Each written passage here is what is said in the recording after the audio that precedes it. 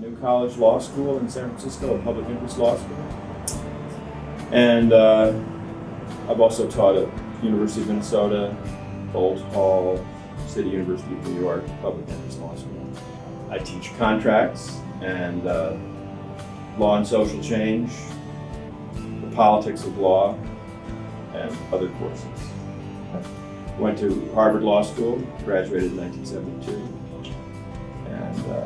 I have a PhD in psychology from the Wright Institute in Berkeley. I'm associate editor of Tikkun magazine, and probably the primary organizer with Nanette Shore of the project for integrating spirituality, law, and politics, otherwise known as PISLAP.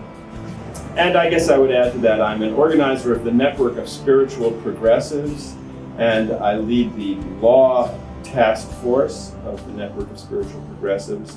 organizing with the project for integrating spirituality, law, and politics, overlapping with that, organizing law teachers, lawyers, and law students in trying to create a new kind of legal culture, emphasizing empathy, compassion, and mutual understanding, rather than adversarial self-interest and rights-based argument. I came to this project primarily through the social movements of the 1960s. So a major foundation of the social movements of the 60s was an awareness that the Vietnam War and many other manifestations of human suffering in our culture was the result of a legacy of alienation from self and from the other that produced a kind of collective insanity in which people were disconnected from their authentic humanity and trapped in a series, in a kind of hardened, alienated way of being that was coupled with, in a way, pathological social fantasies about other human beings, demonization of others, anxious aggrandizement of self. These are all psychological categories, but they were a key part of the transformation of consciousness that was the 1960s.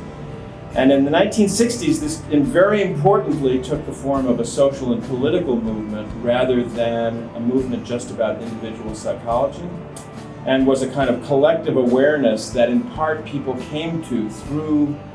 the experience of activism, through the experience of having the confidence to come out of hiding, engage with others, and challenge what seemed to be the fixed character of the existing society in a belief that it could be transformed. But the way of thinking within which we understood the world at that time, the way of thinking of being able to criticize the whole world rather than just each individual human interaction, tended to be Marxism and a form of social thought that focused on the economic system, the injustices of the economic system, the individualism that we thought at that time was generated by the economic system itself as the foundation. And so I would say anger was the dominant, at least public way of manifesting ourselves. And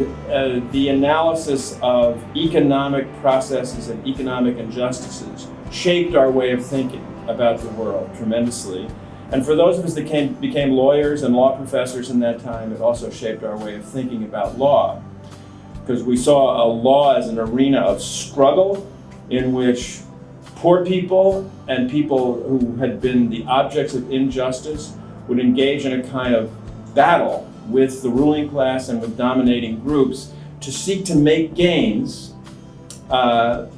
gradually in the service of transforming this whole unjust totality. There was a lot that was true about that and a lot that was very valuable about it. But there was also a disconnect because the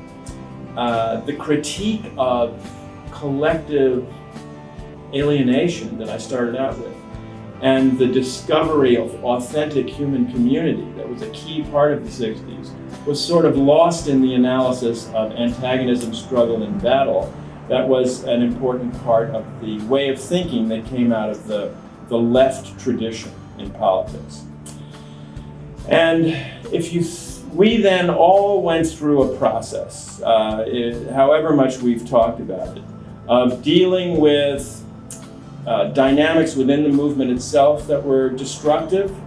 that undermined the movement from within, and of watching and participating in the collapse of the Soviet Union, the problems that have been linked in part to the Marxist tradition of the Khmer Rouge in Cambodia, of the Chinese Cultural Revolution, of multiple manifestations of the kind of radicalism that was linked to the traditional paradigm that we kind of, through a long, partly conscious, partly unconscious process, I think have come to see, many of us, as involving more profoundly a spiritual alienation from other human beings and from ourselves than something we could externalize onto the economic system as the culprit. And this long process, which actually always was part of what made us become political it wasn't like this hadn't occurred to us, but it took a long time to connect these dots that I'm describing. Out of this long process came a different kind of critique that emphasized how were we going to create forms of community and understanding and mutual recognition that could give people the confidence to let go of the individualism and social separation that's pervasive elsewhere in the culture. It had to come from something else besides the kind of political models that we were working with. And in law and legal culture, this led to another way of thinking about social transformation and law. And the way I would put it is, in my own case, I came to see law as a kind of very important set of social institutions that encoded and supported the separation of self and other rather than the connection of self and other. And I came to see this at many different levels as a teacher and activist. For example, I teach contract law, and I perceive contract law as teaching each new generation of lawyers that it is natural for people to operate as separated individuals pursuing their own self-interest in the world in order to maximize the benefits of bargains that they make in their own self-interest. And that's hidden or buried in all the rules. So it's possible to become completely immersed in law school in the technicalities of distinguishing one case from another or in the refinements of each area of doctrine without realizing that it's occurring within a set of assumptions that as a whole is conveying to students that the world is the way it is because free and equal human beings voluntarily choosing to pursue their own self-interest create it to be that way. And therefore it's good. It must be good because it embodies those choices that each separated individual actor is seeking for him or herself. And actually, this is a very narrow view of the world. And it took me a while to learn that this is what I was actually teaching people as I made my way through the doctrines. And this, in turn, in part this occurred through my own participation in the critical legal studies movement and in developing a legal scholarship that critiqued these doctrines by working together and supporting each other and holding conferences and summer camps and reading and teaching each other. We could come to see or learn this criticism of individualism and social separation in contracts, let's say, or in other areas of doctrine. The Constitution, which is everyone in this room is taught, and is as valuable and important a document as that is, and as much as that document is the result of hundreds of years of struggle to validate the individual and protect the individual from group tyranny and group coercion, incredibly important. We can recognize it as a very valuable accomplishment in human history. It still says nothing about connecting the individual to other human beings. There's nothing in the Constitution about love, about community, about mutual affirmation, about social connection. So, for people who are activists who want to create a loving, socially connected spiritually aware world. It's a challenge to have to do it through the medium of a legal framework that doesn't recognize the importance, the public importance of creating that kind of reality. So one of the purposes of the Project for Integrating Spirituality, Law, and Politics is to develop a way of understanding law that goes beyond the framework that we've inherited and tries to build a new kind of legal culture that emphasizes what connects us rather than what separates us. So this also is, it's not only related to legal doctrine, it's also related to legal reasoning. For example, the framework, my way of thinking about legal reasoning is the detached lawyer arguing with a glassy-eyed stare about whether there's consideration for the promise, or whether it was really foreseeable that the plaintiff would have been in the subway at that time, or where there's a kind of blankness that comes over the arguer's eyes, and points are made at a great distance from the other, but in which the intuitive, open-hearted aspect of the human person is nowhere present, where suppleness and kindness and the capacity to breathe, the capacity to be embodied as a person is sort of lost in the head. You know, when lawyers make arguments, they're often completely cut off from the bottom part of their body, and you can't experience their presence at all. So there needs to be a transformation not only of legal doctrine, but also of legal thinking, so that it is not separated from feeling, and so that it is grounded in an awareness of the human reality of cases, of human longing and human suffering that are embodied in human conflict, which is a very different project from the Paper Chase project. It's a project that is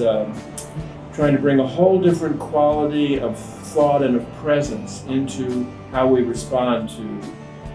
people falling in ditches, people being hit by cars, people losing all their money, people killing, maiming, or injuring other human beings, sometimes intentionally. It requires a different coloring of life that needs to be brought into how we are as lawyers and how we are as law teachers, and what we communicate to the next generation. I'm sure that many of the people who you're talking to for this film and project are critical of the adversary system, and rightly so, because the legal process is a very, very important public cultural event at the center of most cities, in the largest buildings or most stately buildings in most cities, in which people, children are brought up and families live, and people come to see it as the place where social values, the social values that are most important, are articulated and expressed. And the processes in these buildings at the present time, inheritors of the adversary system, of protecting individual rights against the group as being the dominant focus, as having a confrontational process of arriving at truth, in which what really happens is people aggrandize their own case and demonize the other side in public. These settings themselves foster paranoia and fear, rather than a feeling that it's possible in public settings to connect with other people, to heal distortions in human reality, and that the place where we do that are these very important buildings at the center of town, where people come together to heal their differences and achieve a greater degree of mutuality and empathy. So that's what should be happening in these buildings. In other words, it's the critique of the doctrine and of the way of thinking is also a critique of these public processes, the critique of what we call the adversary system, and a support for a new kind of public process that conveys to the next generation: we can love each other as human beings. We can overcome the distortions that separate us. We don't have to be afraid of each other in public to unravel these challenges from the past in order to build a new world. So that's where what I see is so important about the movement of new lawyers in a spiritual direction, is being able to make this part of the politics of the world, not just the private spiritual development of the lawyer, but the transformation of what takes place in public as the socially legitimated way that we are trying to create a new society over and over and over again through individual problems that we call cases that are brought out in public for others to see and hear about, and that we can embrace and understand together. It's a very different model from the adversary process, where people are spectators of a gladiator contest that takes place on the other side of the gate among specialized, trained warriors who know a specialized technical language that nobody else can understand, and one watches it from a distance and is in awe of it. That's got to go.